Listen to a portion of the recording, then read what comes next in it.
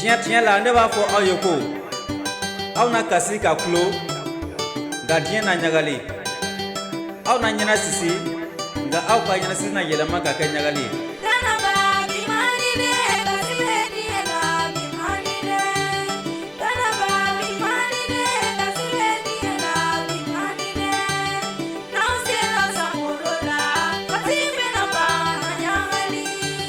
Dobe ni dinyela toro manase uta Yesu don. Dobe ni dinyela sake manase uta Yesu don. Yesu manana ni dinyela Yesu na fo aleti don.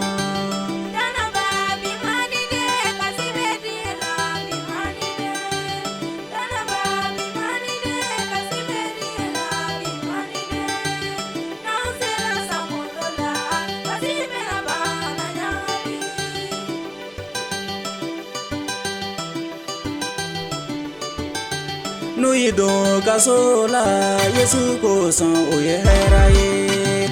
Ni do na kirila Yesu ko san oye heraye. Kana miri fotala ika don ikelente. Kana miri fotala ika don itikelena.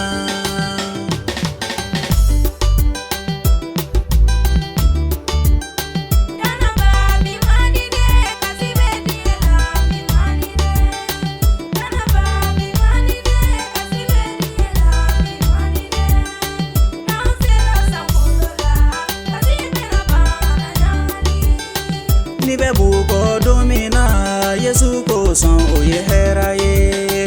Ni be don sayala Yesu ko san oye heraye. Dono dumi kasila dugu manaje ina alaye.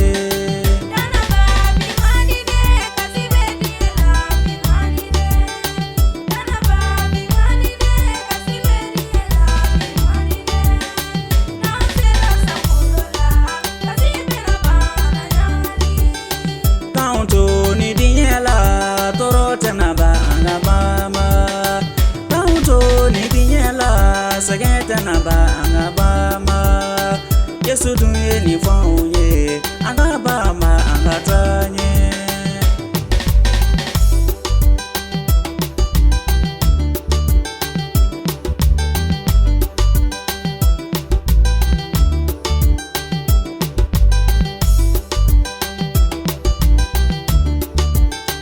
Dobo na kabala ulusara ni dinyela.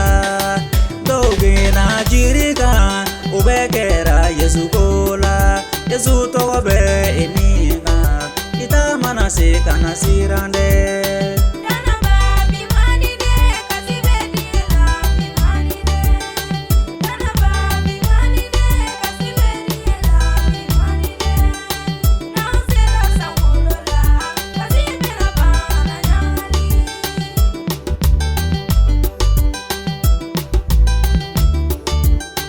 Nyejibe anyeula matigi Yesu afile de.